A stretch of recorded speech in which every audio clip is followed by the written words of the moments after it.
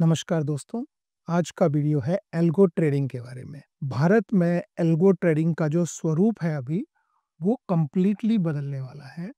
अभी हम लोग किस तरह से एल्गो ट्रेडिंग करते हैं, नॉर्मली 2 तरह के अभी प्लेटफ़ॉर्म हैं।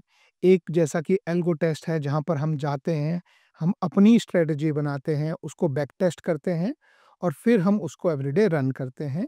या दूसरे ट्रेड्रॉन टाइप के प्लेटफ़ॉर्म्स, जहाँ पे उनकी बहुत सारे एल्गो स्ट्रैटेजीज़ होती है, उसमें से हम कोई भी चूज़ करके और उसको रन करते हैं। तो ये 2 मॉडल अभी ज़्यादातर जो है एल्गो ट्रेडिंग पे रन करते हैं भारत में।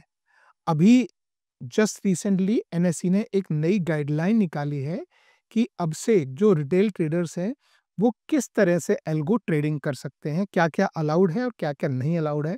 और मेरा ये मानना है कि इससे एल्गो ट्रेडिंग का पूरा स्वरूप जो है बदलने वाला है। तो क्या है नए चेंजेस, पहले मैं आपको अपनी स्क्रीन पे लेके आता हूँ ना। यहाँ पे आप देखेंगे कि ये एनएसई का ये सर्कुलर है, सर्कुलर नंबर आपके सामने है और इसका जो लिंक है वो आपको मैं नीचे डिस्क्रिप्शन में मैं प्रोवाइड कर दूंगा। यदि आप इसे पूरा डिटेल में रीड करना चाहें, इसको शॉर्ट में मैं यहाँ पे मैं डिस्कस भी करूंगा और क्या-क्या चेंजेस हैं और फ्यूचर में क्या होने वाला है, कब से कैसे लागू होने वाला है, वो सारी हम बात करेंगे। यह आया था मई 5, 2025 को और आज मैं ये वीडियो बना रहा हूँ मई 12, 2025 को।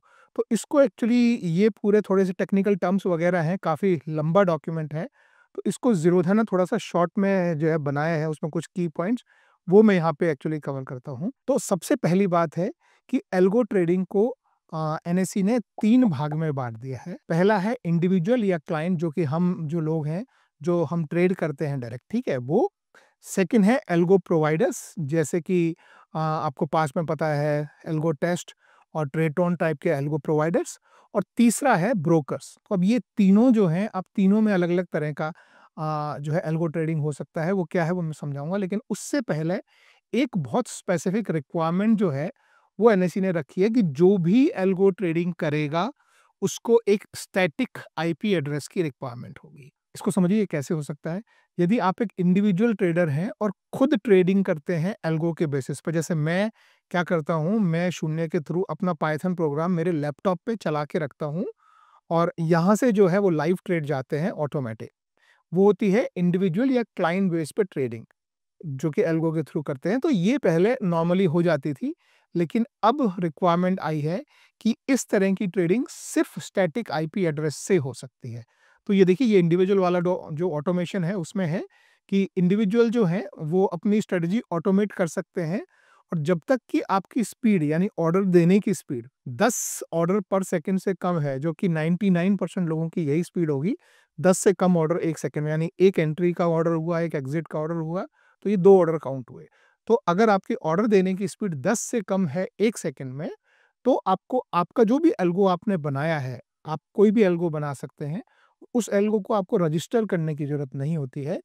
और अगर उससे ज़्यादा अगर आपका ऑर्डर हुआ, यानी फॉर एनीथिंग ओवर 10 ऑर्डर्स पर second, algo need to be registered in the exchange. यानी अगर आप फास्ट एल्गो ट्रेडिंग कर रहे हैं, जहाँ पे 1 सेकंड में 10 से ज़्यादा ऑर्डर जो है वो पंच हो सकते हैं, तो आपको अपना एल्गो जो है वो एक्सचेंज के पास रजिस्टर करना पड़ेगा कि ये इस एल्गोरिदम के हिसाब से आप ट्रेड कर रहे हैं।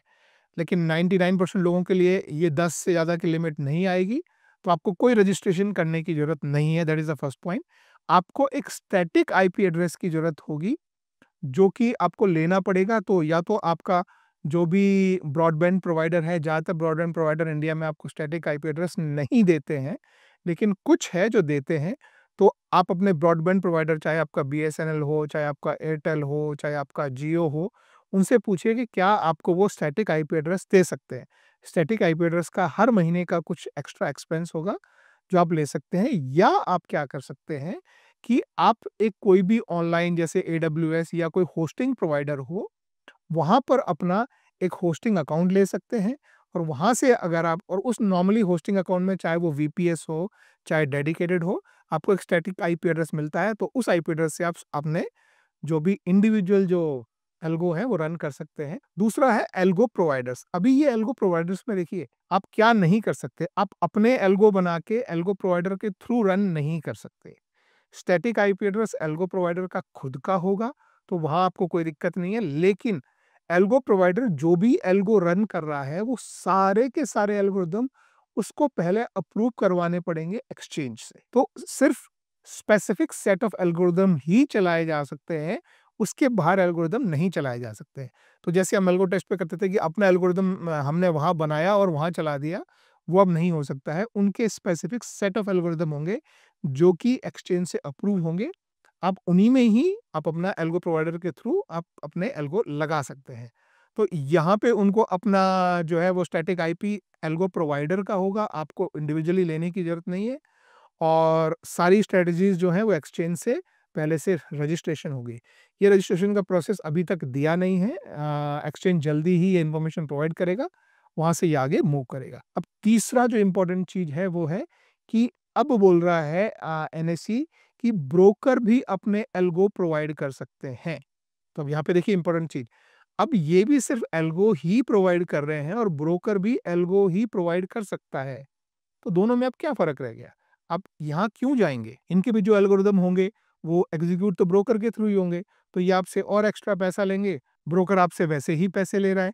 तो नॉर्मली अभी क्या होने वाला है, मेरा ये मानना है कि ये जो एल्गो प्रोवाइडर्स हैं, ये नॉर्मली धीरे-धीरे करके कम होते जाएँगे या खत्म हो जाएँगे और सारा एल्गो ट्रेडिंग जो है वो ब्रोकर के पास मूव हो जाएगा। उसका एक और बड़ा कारण है, जो सबसे बड़ा कारण है, वो है कि तीनों में से कोई भी एल्गो ट्रेड हो रहा हो, चाहे आप इंडिविजुअल लेवल पे कर रहे हों, चाहे आप एल्गो प्रोवाइडर के थ्रू कर रहे हों, चाहे आप ब्रोकर प्रोवाइडर थ्रू कर रहे हों, तो भी सबका जो रिस्क है वो ब्रोकर के ऊपर है। आप समझे? अगर ब्रोकर एक एल्गो प्रोवाइडर के थ्रू भी कोई एल्गो जो रन कर रहा है, तो उसका जो रिस्क है, अगर उसमें कुछ गड़बड़ होती है या कुछ भी होता है, तो उसका रिस्क जो है, उसकी लायबिलिटी जो है वो ब्रोकर के ऊपर है।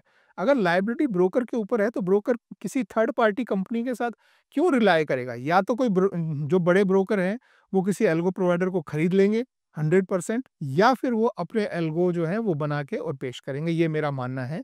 तो इन फ्यूचर या तो आपको खुद को एल्गो ट्रेडिंग जो है वो अपना प्रोग्राम बना के करनी पड़ेगी, मैं जैसे करता हूँ। अगर आपको भी कुछ इन्फॉर्मेशन चाहिए हो कि मैं किस तरह से करता हूँ और आगे इस चेंज के बाद मैं कैसे करने वाला हूँ लोकली, तो आप मुझे कमेंट करके बताइए।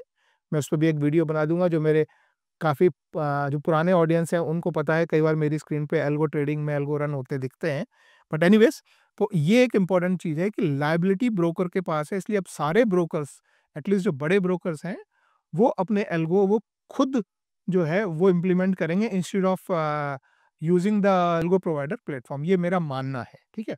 अब इसमें आपको एक छोटा सा कंपैरिजन इन्होंने जो है यहाँ पे बना रखा है, तो ये मैं आपको बता दूं कि यहाँ पे डेफिनेशन दी हुई है रजिस्ट्रेशन की रिक्वायरमेंट है कि अगर ब्रोकर को भी रजिस्टर करने पड़ेंगे अपने सारे एल्गो, एल्गो प्रोवाइडर को भी सारे एल्गो रजिस्टर करने पड़ेंगे, इंडिविजुअल को सिर्फ तब रजिस्टर करने पड़ेंगे अपने एल्गो अगर वो 1 सेकंड में 10 से ज़्यादा ऑर्डर प्लेस कर रहे हैं किसी एल्गो, स्पेसिफिक एल्गो पर। 10 से कम कर रहे हैं तो रजिस्ट्रेशन की जरूरत नहीं है। स्टैटिक आईपी की रिक्वायरमेंट सब जगह है, यहाँ पे ब्रोकर का स्टैटिक आईपी लगेगा, यहाँ पे जो है एल्गो प्रोवाइडर का लगेगा, और अगर आप इंडिविजुअली करते हैं तो आपका अपना स्टैटिक आईपी लगेगा। ऑर्डर थ्रेशोल्ड जो है, आप कितने ऑर्डर प्लेस कर सकते हैं, ये मैंने बता दिया है कि आप कितने भी कर सकते हैं, लेकिन अगर आपके 10 से कम हैं तो आपको अनरजिस्टर्ड रह सकते हैं। जब ये एल्गो रजिस्टर किए जाएंगे तो हर एल्गो की एक स्पेसिफिक आईडी होगी, और जब वो एल्गो का ऑर्डर प्लेस होगा तो वो एल्गो आईडी उस ऑर्डर के साथ जाती है। लेकिन ये जो है, अगर आपके ऑर्डर 10 से कम है तो आपको भी करने की जरूरत नहीं है, ठीक है। बाकी और मेजर रोल जो है वो आपके सामने यहाँ पे दिख ही रहा है। इसमें जो मैं आपको रिस्क मैनेजमेंट, देखिए ये जो इंपॉर्टेंट चीज़ है जो मैं बता रहा था, वो है कि सारा risk management broker ensure RMS checks and broker ensure RMS check. तो सारा रिस्क मैनेजमेंट जो है वो फिर भी ब्रोकर के पास है। और लायबिलिटी भी आप देखेंगे तो ब्रोकर की लायबिलिटी है fully liable for all orders, fully liable for all orders, fully liable for all orders. तो यानी ब्रोकर के ऊपर पूरी लायबिलिटी है। तो ब्रोकर नॉर्मली किसी भी थर्ड पार्टी कंपनी के साथ, मुझे नहीं लगता कि फ्यूचर में भी इम्प्लीमेंट हो जाएगा। इसके इम्प्लीमेंटेशन की डेट है 1 अगस्त 2025। 1 अगस्त 2025 से ये पूरा इम्प्लीमेंट हो जाएगा। तो उसके बाद मुझे नहीं लगता कि ब्रोकर्स जो है वो किसी एल्गो प्रोवाइडर के साथ अपनी एडिशनल लायबिलिटी लेंगे। तो मेरा मानना है कि अगस्त आते-आते आप देखेंगे कि सारे ब्रोकर्स के अपने एल्गो प्लेटफॉर्म जो है खुद के चालू हो जाएंगे, मेरा ये मानना है, ठीक है। बाकी और इम्पोर्टेंट कोई चीज़ नहीं है।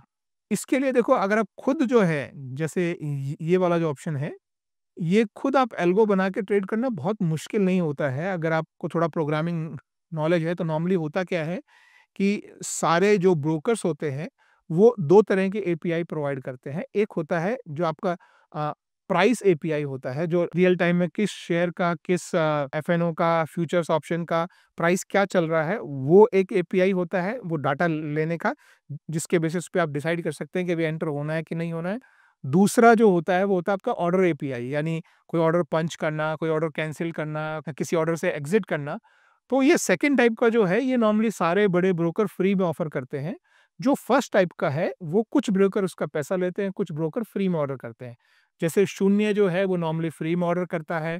धन जो है फ्री में ऑर्डर करता है। ज़ीरोधा ₹2000 पर महीना लेता था, यानी नीचे लिखा भी है, लेकिन अभी उन्होंने उसको रिड्यूस करके ₹500 पर महीना कर दिया है। ये देखिए, Zerodha has offered API for retail users and startup on kite.trade for ₹2000 per month.